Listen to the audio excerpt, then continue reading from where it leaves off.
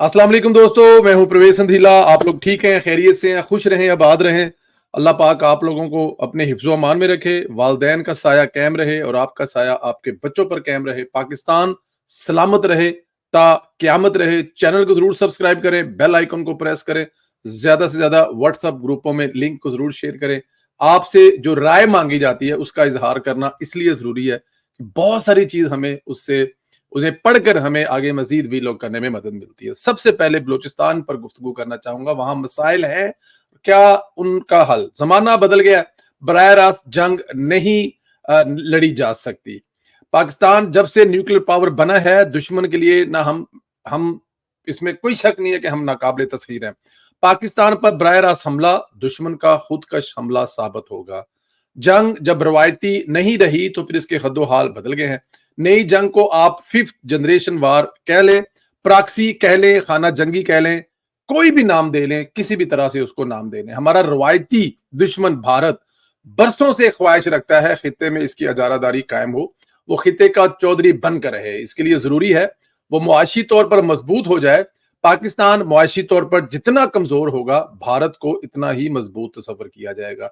इसलिए पाकिस्तान की माशी तनसीबात को मुसलसल निशाना बनाया जाता है, फिर चाहे इसके लिए हथियार किराए के दहशत गर्दों को इस्तेमाल किया जाए या फिर मुआशी तनसीबात के खिलाफ झंडा उठाए एहतजाजी तहरीकों का। बलूचिस्तान का जो हकीकी मसला था, इसके तमाम फितरी अवामल को जानते हुए रियासत ने कई बरस कबल हल कर लिया था।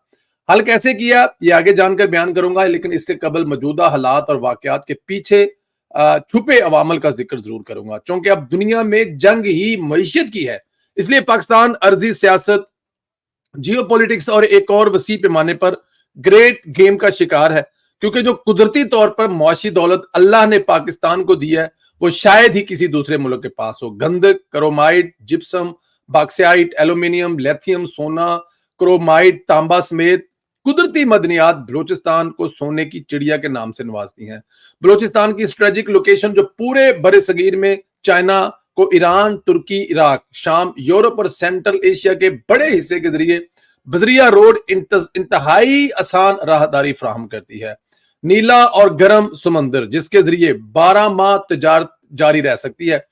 समंदर को पाकिस्तान ने नजरअंदाज करके रखा है, लेकिन इससे माशी लिहाज से बेहद फायदा उठाया जा सकता है। बलूचिस्तान के इस पोटेंशियल को इस्तेमाल करते अगर यहाँ इंफ्रास्ट्रक्चर बन जाता तो सोचें खित्ते का चौधरी बनने वालों का ख्वाब चकनाचूर होगा या नहीं। जब इनके ख्वाब चकनाचूर होंगे तो फिर क्या अपनी मईशत से चंद फीसद हिस्सा निकालकर हमें माशी तौर पर कमजोर करने पर नहीं लगाएंगे? बलूचिस्तान की 14 मिलियन आबादी है जो कि पाकिस्तान की कुल आबादी का 5% है। रकबे के लिहाज से पाकिस्तान कुल रकबे का 44% है।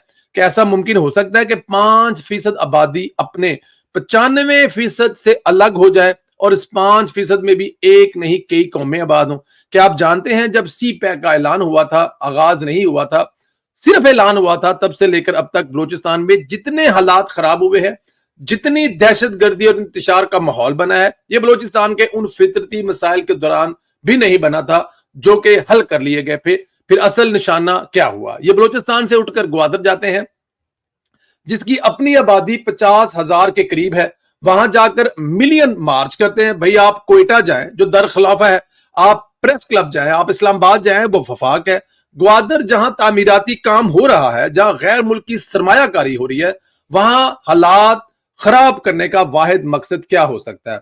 इसके क्या होंगे अजायम? बलूचिस्तान में महरूम रहेगा। इन महरूमियों की आड़ में वहां के आम बलोच को दहशतगर्द अपने अजायम के लिए इस्तेमाल करेंगे। फिर इनके जहन साजी की जाती है, पहाड़ों पर ले जाकर बंदूक थमाकर अपने बैरूनी मालिक से पैसा वसूल किया जाता है। माशी तनसीबात पर काम करने वाले मजदूर, इंजीनियर को निशाना बनाने का मकसद क्या हो सकता है? ताकि वहां कोई मंसूबा ना बन सके, सरमायाकारी गैर महफूज कर से भागे जाए। सोचें ये किसके अजायम है? अब जरा हम उनके फितरी मिसाइल का जिक्र करें जिनका लबादा ओढ़कर आज भी चंद जत्थे दुश्मन की प्रॉक्सी लड़ते हैं और दुश्मन के अजायम को पूरा करते हैं। बलूचिस्तान को पाकिस्तान के तमाम सूबों में कोटा सिस्टम पर तालीम मिलती है, कोटा सिस्टम पर स्पेशल नौकरियां मिलती हैं। बलोच फौज में जर्नैल और कोर कमांडर हैं, सेनेट चेयरमैन रहे, डिप्टी चेयरमैन, कई आईनी ओहदों पर रहे। मुल्क का चीफ जस्टिस बलूचिस्तान से ताल्लुक रखता है। टेक्निकल तालीम के लिए पंजाब में 384, सिंध में 213, खैबर पख्तूनख्वा में 107 और बलूचिस्तान में 321 तालीमी इदारे हैं। पंजाब में 384, सिंध में 213, खैबर पख्तूनख्वा में 107 और बलूचिस्तान में 321 तालीमी इदारे हैं। यहां कहीं महरूमी नजर नहीं आ रही, बल्कि छोटा सूबा होने के बावजूद तालीमी वसाइल ज्यादा है। यानी पंजाब में 3.5 लाख अफराद के लिए एक टेक्निकल तालीम और बलूचिस्तान में 44 अफराद के लिए एक अदारा दस्तयाब है। 8 में 7 सर्वेंट्स का तल्लक पंजाब बलूचिस्तान से है। बलूचिस्तान का गुज़श्ता बजट 750 अरब था और बलूचिस्तान की अपनी आमदनी 181 अरब है। यानी सूबा खसारे में रहता है, अपने अखराजात भी पूरे नहीं करता, इसलिए वफाक का बजट अजाफी होता है। बलूचिस्तान में मादनियात की माइनिंग के लिए तकरीबन 57,000 मुलाजमीन काम करते हैं, जिनमें तकरीबन 80% मकामी बलोच है। यानी रोजगार उन्हीं को फराहम किया गया है, किसी दूसरे सूबे ने वहां जाकर हक नहीं मारा। मादनियात से हासिल होने वाली आमदनी की मद में वफाक को 119 अरब रुपया मिलता है और इतनी ही रकम सूबे को भी मिलती है, जबकि मादनियात पर काम करने वाली कंपनियां सूबाई हुकूमत को इलाके की फलाह बहबूद की मद में 12 अरब रुपया अलग देती है। जिन सरदारों या फिर कौम परस्त बलोच रहनुमाओं की जमीन से मादनियात निकलती है, वो 23 अरब रियाल्टी की मद में अलग से वसूल करते हैं। अब वो बलोच कौम पर पैसा लगाएं या ना लगाएं, ये एक और सवाल है। मुनाफा की बात करें तो रॉयल्टी देने के बाद 50% मुनाफा सरमायाकारी कंपनी हासिल कर लेती है, जबकि वफाक और बलूचिस्तान 25% मुनाफा वसूल करते हैं, जिस इलाके से मदनियात निकल रही है। वहां के मकामी अफराद को तालीम, इलाज और बिजली मुफ्त मिलती है। ये वो इकदामात हैं जिससे दरीना मसाइल हल किए गए। इसको पढ़ने के बाद आप क्या समझते हैं कि बलूचिस्तान वाकई महरूम है? क्या इनका हक मारा जा रहा है? बल्कि इनकी महरूमी के नारों के चक्कर में तो इस बार वजीर आजम ने NFC अवार्ड भी 2 गुना कर दिया है। जब मसाइल हल होंगे तो फिर हथियार डालना फितरी नहीं है। फिर इसके पीछे वही ताकतें हैं जो नहीं चाहती पाकिस्तान मुआशी ताकत है। न्यूक्लियर ताकत बनने के बाद पाकिस्तान को एक और मार का असर करना और वो मुआशी ताकत बनने की सूरत में ही मुमकिन है।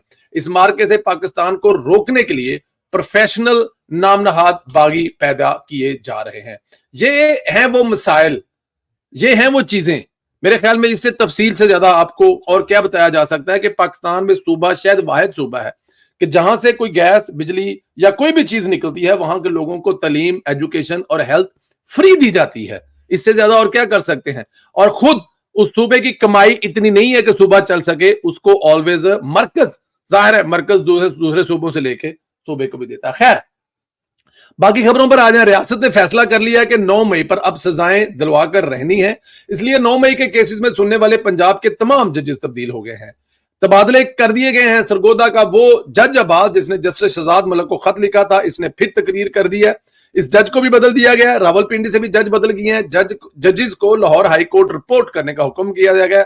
जज ATC रावलपिंडी ने बुशरा बीबी को 12 मुकदमात में बरी कर दिया था। मेरे ख्याल में फैसला कर लिया गया है कि अब जो सहूलतकारी है वो नहीं जारी रखने दी जाएगी, और ये सहूलतकारी, वैसे भी सहूलतकार जो है वो पकड़े गए हैं, तो फिर अब इनकी भी सहूलतकारी बंद की जाएगी। मियां मोहम्मद नवाज शरीफ ने आज पार्टी के अहम इजलास तगड़े फैसले कराए। उन्होंने कहा कि शहबाज शरीफ मुआशी मुश्किल हालात में नहायत मेहनत, जज्बे और भरपूर सलाहियत से पुरखलूस काम कर रहे हैं। चाहता हूं कि पाकिस्तान के हर शहरी को महंगाई से जल्द रिलीफ मिले। मरियम नवाज और उनकी टीम शाबाश की मुस्तहकम है। उन्होंने सूबाई और वफाकी हुकूमत को हदायत की है कि अवाम को रिलीफ देने के लिए अपने अखराजात जो हैं वो कम किए जाएं। मियां नवाज शरीफ साहब जो हैं वो सरगर्म हैं। अपने पहले वीलॉग में बता चुका हूं, अपने हर ट्वीट में भी बता रहा हूं कि नवाज शरीफ ही निजात दहिंदा है। पहले भी बताया था, अब भी बता रहा हूं। मियां मोहम्मद नवाज शरीफ साहब के राइट साइड पे मरियम नवाज खड़ी है, लेफ्ट साइड पे शहबाज शरीफ खड़े हैं। एक सूबा चला रहा है, दूसरा मुल्क चला रहा है, और उन दोनों के पीछे बैठा नवाज शरीफ इन दोनों को चला रहा है। पहला टारगेट बिजली के बिल है, जिसपे नवाज शरीफ कोई कंप्रोमाइज नहीं कर रहा कि अपने अखराजात कम करें और अपने अखराजात कम करके बिजली के बिलों में रिलीफ दें। और आने वाले दिनों में ये जो अवाम के ऊपर महंगाई का एक बहुत बड़ा तूफान पाकिस्तान तहरीक इंसाफ की वजह से आया, उसको हर सूरत में खत्म किया जाए। क्योंकि नवाज शरीफ के दौर में 5 रुपए 90 पैसा यूनिट बिजली का था, 100 रुपए का डॉलर लॉक था। मियां साहब के पूरे दौर में जरदारी साहब से 145 में मिला था, 90 पे लॉक किया था और फिर वापस 100 पे लाया गया, क्योंकि प्रेशर था IMF की तरफ के कम अज कम 120 पे करे। डार साहब नहीं माने तो वो 100 पर था। बहुत लंबी डिबेट है, लेकिन मियां मोहम्मद नवाज साहब फैसला कर चुके हैं, और जब मियां साहब फैसला कर लें तो उसके बाद फिर वही डन फैसला होता है, वही सब कुछ होता है। बलूचिस्तान के बारे में मैंने अभी आपको एक रिपोर्ट जो दी है, इसके बारे में आपकी राय है, क्या कहते हैं कि बलूचिस्तान के मसाइल हल किए जा सकते हैं, कौन कर सकता है? इससे पहले नवाज शरीफ साहब के दौरे हुकूमत में वहां से दहशतगर्दी खत्म करके झंडा लहराया गया, स्कूल, घर, बिल्डिंग हर जगह पे। अब भी क्या ये मुमकिन है? इस सवाल का जवाब जरूर दें। चैनल को सब्सक्राइब करें, बेल आइकन को प्रेस करें, ज्यादा से ज्यादा व्हाट्सएप ग्रुपों में लिंक को सेंड करें। अपना ख्याल रखें, इजाजत दें।